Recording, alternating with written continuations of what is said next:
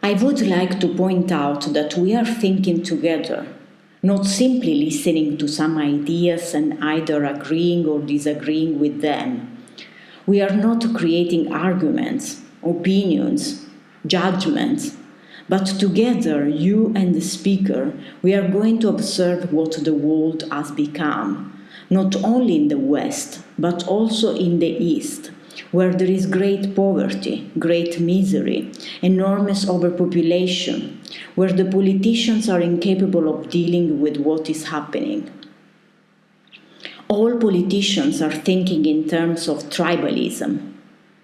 Tribalism has become glorified nationalism. It is important that we think together. I mean by thinking together not merely accepting any kind of opinion or evaluation, but observing together not only externally what is happening in the world, but also what is happening to all of us inwardly, psychologically. Externally, outwardly, there is great uncertainty, confusion, war, or the threat of war. Human beings are killing each other. There is the threat of nuclear war and the preparation for war. And we, ordinary human beings, do not seem to be able to do anything about all that. There are demonstrations, terrorism, hunger, strikes, and so on. There is one tribal group against another. And inwardly, in our minds and in our hearts, we ourselves are also very confused. There is no security, not only for ourselves, but for the future generations. Religions have divided human beings as Christians, Hindus, Muslims, Buddhists. Considering all this, observing objectively, calmly, without any prejudice, it is naturally important that together we think about it all. Think together, not having opinions opposing other sets of opinions, not having one conclusion against another conclusion, one ideal against another ideal, but rather thinking together and seeing what we human beings can do.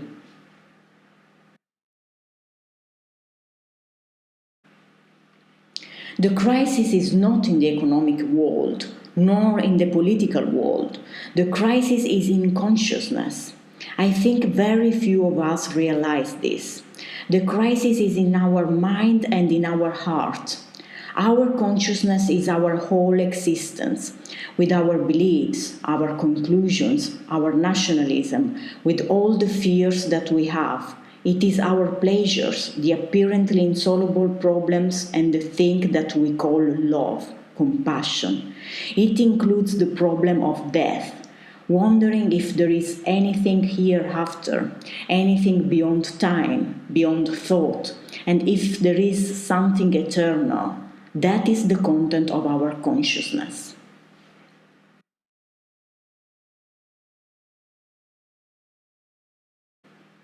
That is the content of the consciousness of every human being in whatever part of the world he lives. The content of our consciousness is the common ground of all humanity. A human being living in any part of the world suffers, not only physically, but also inwardly. He is uncertain, fearful, confused, anxious, without any sense of deep security. So our consciousness is common to all mankind.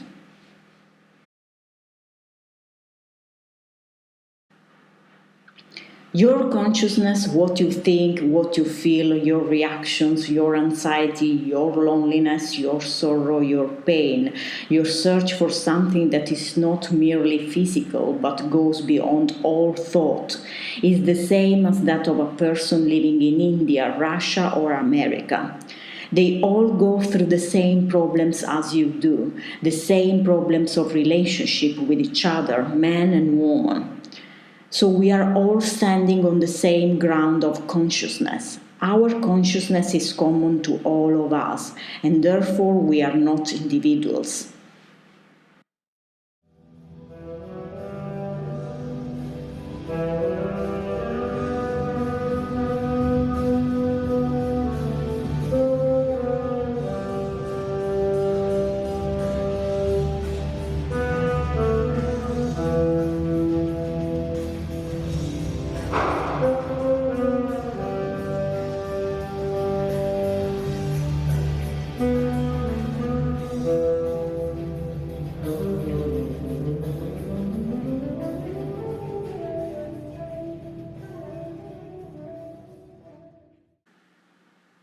We have been trained, educated religiously as well as scholastically to think that we are individuals, separate souls, striving for ourselves. But that is an illusion because our consciousness is common to all mankind. We are not separate entities with separate psychological content, struggling for ourselves. But we are, each one of us, actually the rest of humankind. Our consciousness, the way we think, the way we live, some perhaps more comfortably, with greater facility to travel than others, is inwardly, psychologically exactly similar to that of those who live thousands of miles away. All is relationship. Our very existence is to be related. If we are to understand the actuality of relationships, we have to understand the whole movement of thought. Because we live by thought. All our actions are based on thought. All the great buildings, the cathedrals, churches, temples, and mosques of the world are the result of thought. And everything inside these religious buildings, the figures, symbols, images, are all the invention of thought.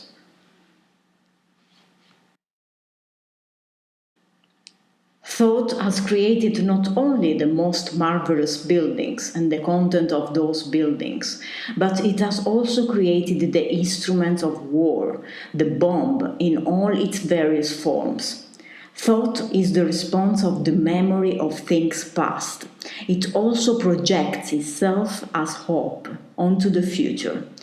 Memory is knowledge. Knowledge is memory of experience. That is, there is experience, from experience there is knowledge as memory, and from memory you act. We live in this cycle: memory, knowledge, thought, and action, always living in the field of knowledge.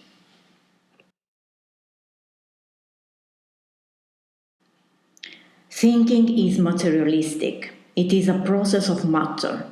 And we have relied on thinking to solve all our problems in politics, religion, and in our relationships. Our brains, our mind are conditioned, educated to solve problems. Thinking has created problems, and then our brains, our minds are trained to solve them with more thinking. All problems are created psychologically and inwardly by thought. Thought has brought out greater complexity.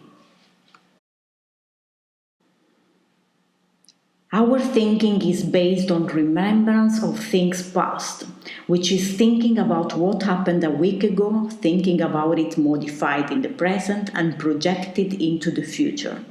This is actually the movement of our life. So knowledge has become all important for us, but knowledge is never complete. Knowledge always lives within the shadow of ignorance. I hope we are taking the journey together, observing together, as two friends walking along a road and seeing what is around us. Not only what is very close and immediately perceived, but what is in the distance. We are taking the journey together, two friends examining the complex problem of life. No leader, no guru. When one realizes that one is both the leader and the follower, the teacher as well as the student, that is a tremendous realization in one consciousness.